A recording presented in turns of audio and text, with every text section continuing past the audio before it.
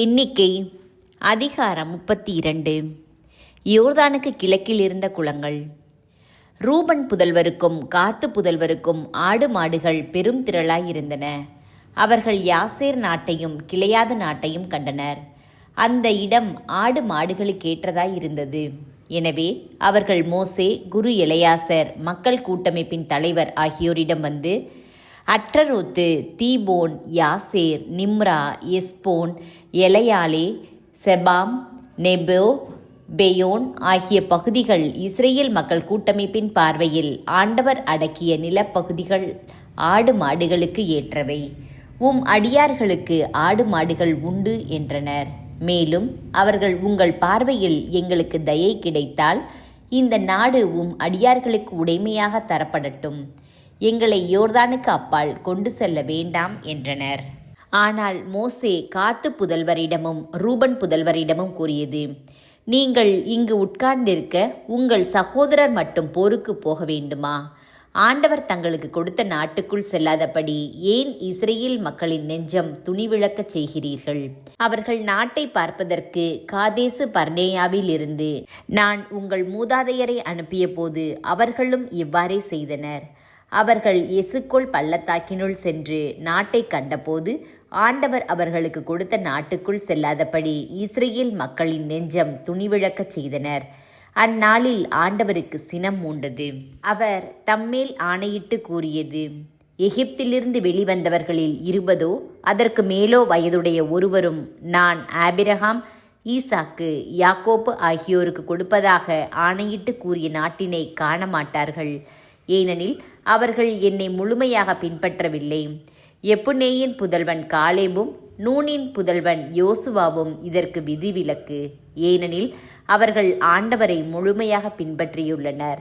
அத்துடன் ஆண்டவரின் சினம் இஸ்ரேலுக்கு எதிராக மூண்டது. இவர் இப்பாலை நிலத்தில் 40 ஆண்டுகள் அவர்களை அலையச் செய்தார். ஆண்டவர் பார்வையில் தீயென செய்த தலைமுறை அனைத்தும் அழியும் மட்டும் இது நடந்தது. இப்போதும் நீங்கள் உங்கள் மூதாதையருக்கு பதிலாக பாவ மனிதராக எழும்பிவிட்டீர்கள். இஸ்ரேலுக்கு எதிராக உங்கள் ஆண்டவரின் கோபக்கனலை இன்னும் கடுமையாக்கி விடுகிறீர்களே. அவரை பின்பற்றுவதை விட்டு நீங்கள் விலகினால் அவரும் அவர்களை பாலை நிலத்தில் விட்டு விடுவார். இம்மக்கள் அனைவரையும் நீங்கள் அழிக்க பண்ணுவீர்கள். பின்னும் அவர்கள் அவரிடம் நெருங்கி வந்து, நாங்கள் இங்கே எங்கள் மந்தைகளுக்கு பட்டிகளையும் தொழுவங்களையும் எங்கள் பிள்ளைகளுக்கு நகர்களையும் கட்டுவோம். ஆயினும் நாங்கள் இஸ்ரேல் மக்களை அவர்கள் இடத்திற்கு கொண்டு சேர்க்கும் அளவும் அவர்கள் முன்பாக போர்க்களம் தாங்கி செல்ல ஆயத்தமாயிருப்போம். எங்கள் பிள்ளைகள் இந்நாட்டு குடிகளிலிருந்து தங்களை பாதுகாத்து கொள்ளுமாறு அரண்சூழ் நகர்களில் வாழ்வார்கள். இஸ்ரேல் மக்களில் ஒவ்வொருவரும் தம் உரிமை சொத்தை உடைமையாக்கி கொள்ளும் வரை நாங்கள் எங்கள் வீடுகளுக்கு திரும்ப மாட்டோம். நாங்கள் யோர்தானுக்கு அக்கறையிலும் அதற்கு அப்பாலும் அவர்களுடன் எதையும் உடைமையாக்கிக் கொள்வோம். ஏனெனில் எங்கள் உரிமை சொத்து கிழக்கே யோர்தானுக்கு இக்கரையில் கிடைத்துள்ளது என்றார்கள். மோசே அவர்களிடம் கூறியது, நீங்கள் இதை செய்தால் ஆண்டவர் முன் போர்க்களம் தாங்கி சென்றால் உங்களில் போர்க்களம் தாங்கியோர் ஒவ்வொருவரும் ஆண்டவர் முன் அவர் தமக்கு முன் எதிரிகளை விரட்டியடிக்கும் மட்டும் யோர்தானை கடந்து சென்றால் நாடு ஆண்டவர் முன்னிலையில் பணிந்தடங்கும். அதன் பின்பு நீங்கள் திரும்பி வருவீர்கள். ஆண்டவருக்கும் இஸ்ரேலுக்கும் உரிய கடமையை நிறைவேற்றியவராவீர்கள். இந்த நாடும் ஆண்டவர் முன்னிலையில் உங்கள் உடைமையாகிவிடும். ஆனால் நீங்கள் இதை செய்யாவிட்டால் நீங்கள் ஆண்டவருக்கு எதிராய் பாவம் செய்திருக்கிறீர்கள். உங்கள் பாவம் உங்களை தொடர்ந்து பிடிப்பது திண்ணம். உங்கள் பிள்ளைகளுக்கு நகர்களையும் உங்கள் ஆட்டு மந்தைகளுக்கு பட்டிகளையும் கட்டுங்கள். நீங்கள் வாக்களித்ததையே இப்போது செய்யுங்கள். காத்து புதல்வரும் ரூபன் புதல்வரும் மோசேயிடம், எம் தலைவர் கட்டளையிட்டபடியே அடியார்களுக்கு செய்வோம். எங்கள் பிள்ளைகளும் மனைவியரும் எங்கள் மந்தைகள் கால்நடைகள் அனைத்தோடும் கிளையாதின் நகர்களில் தங்கியிருப்பர்.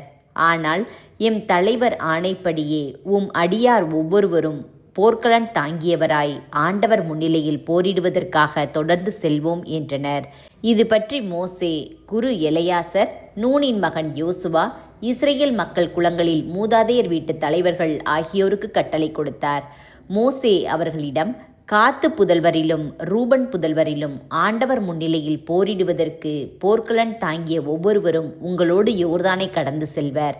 நாடு உங்களுக்கு முன் பணிந்தடங்கும். பின் நீங்கள் கிளையாத நாட்டை அவர்களுக்கு உடைமையாக கொடுக்க வேண்டும்.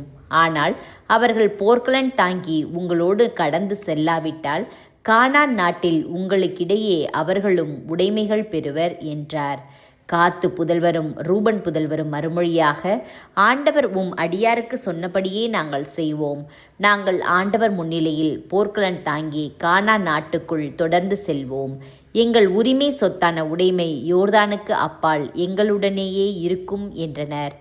மோசே, காத்து புதல்வர், ரூபன் புதல்வர், யோசேப்பின் மகன் மனாசேயின் பாதி குலத்தவர் ஆகியோருக்கு எமோரிய மன்னன் சீகோனின் அரசையும் பாசான் மன்னன் ஓகின் அரசையும் நிலப்பகுதி நாடு முழுவதையும் அதன் நகர்களையும் அதை சுற்றியுள்ள எல்லைப்புற நகர்களையும் கொடுத்தார். காத்து புதல்வர் தீபோன், அற்றரோத்து, அரோயேர், அற்றரோத்து, சோபான், யாசேர், யோக்பகா, பெத் நிம்ரா, பெத்காரான் ஆகிய அரண்சூழ் நகர்களையும் ஆட்டு மந்தைகளுக்கு பட்டிகளையும் கட்டினர். ரூபன் புதல்வர் எஸ்போன், எலையாலே, கிரியத்தாயிம், நெபோ, பாகால் மெகோன் இந்த பெயர்கள் மாற்றப்பட்டன.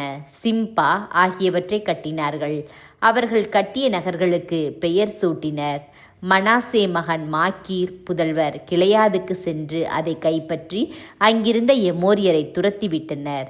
மோசே கிளையாதை மனாசே மகன் மாக்கீருக்கு கொடுத்தார். அவர் அதில் வாழ்ந்தார். மனாசே மகன் யாயிர் புறப்பட்டு சென்று அவற்றின் சிற்றூர்களை கைப்பற்றி கொண்டார். அவற்றை அவர் அவ்வோ துயாயிர் என்று அழைத்தார். நோபாகு என்பவர் புறப்பட்டு சென்று கெனாத்தையும் அதன் சிற்றூர்களையும் கைப்பற்றி கொண்டார். அவர் அதை தம் பெயராலேயே நோபாகு என்று அழைத்தார்.